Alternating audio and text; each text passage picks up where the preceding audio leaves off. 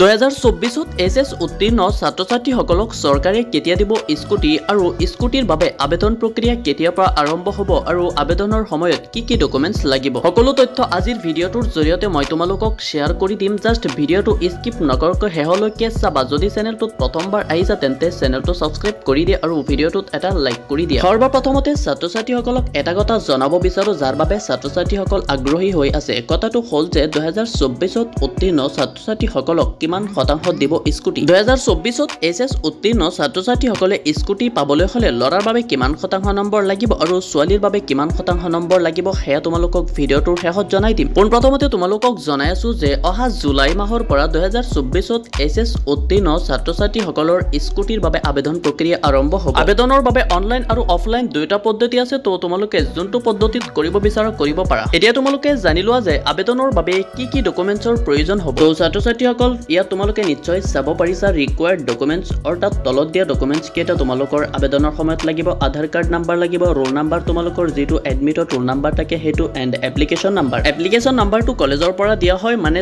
যোনে স্কুটিৰ বাবে এলিজিবিলিটি হয় তো সেইসকলক কলেজৰ পৰা এপ্লিকেশ্যন নাম্বাৰটো দিয়া হ'ব। আৰু ইয়াৰ পাছত mobile number, email ID and other login credentials. তো এইকেইটা ডকুমেন্টছৰ প্ৰয়োজন হ'ব আবেদন প্ৰক্ৰিয়াৰ সময়ত। এতিয়ালৈকে যিহেতু আবেদন প্ৰক্ৰিয়া আৰম্ভ হোৱা নাই তো চেনেলটো সাবস্ক্ৰাইব কৰি থোৱা। যেতিয়া আবেদন প্ৰক্ৰিয়া আৰম্ভ হয় তেন্তে এই চেনেলৰ জৰিয়তে তোমালোকে ভিডিঅ' পাই যাবা। তো এতিয়া তোমালোকক দিবলৈ গৈ আছো সেই প্ৰশ্নৰ উত্তৰটো যাৰ বিষয়ে মানে 90% ষ্টুডেণ্টে জানিব বিচাৰে, অৰ্থাৎ 2024 এছএছ উত্তীৰ্ণ ছাত্ৰ-ছাত্ৰীসকলক কিমান শতাংশ দিব স্কুটি, ল'ৰাৰ বাবে কিমান শতাংশ আৰু ছোৱালীৰ বাবে কিমান শতাংশ। ছাত্ৰ-ছাত্ৰীসকল এটা কথা জানি থোৱা যে স্কুটি সন্দৰ্ভত এতিয়ালৈকে কোনো অফিচিয়েল নটিফিকেশ্যন অহা নাই, কিন্তু 2024 স্কুটি সন্দৰ্ভত মুখ্যমন্ত্ৰী হিমন্ত বিশ্ব শৰ্মাই বহুদিন আগতে এটা কথা কৈছিল যে 2024 এছএছ উত্তীৰ্ণ ছাত্ৰ-ছাত্ৰীসকলক 75% স্কুটি দিব। 2024 যে 75% ছাত্ৰ-ছাত্ৰীসকলক স্কুটি দিব, এতিয়ালৈকে এই নিয়মটো প্ৰযোজ্য হোৱা নাই। জাষ্ট কথাষাৰ মুখ্যমন্ত্ৰী হিমন্ত বিশ্ব শৰ্মাই বহুদিন আগতে কৈছিল, কিন্তু এই নিয়মটো এতিয়ালৈকে কেবিনেট বৈঠকত সিদ্ধান্ত হোৱা নাই। বাট তোমালোকে যদি গুগলত চাৰ্চ কৰা তেতিয়া তাত পাবা যে 2024 এছএছ উত্তীৰ্ণ ছোৱালীসকলক 60% স্কুটি দিব আৰু ল'ৰাসকলক 75% স্কুটি দিব।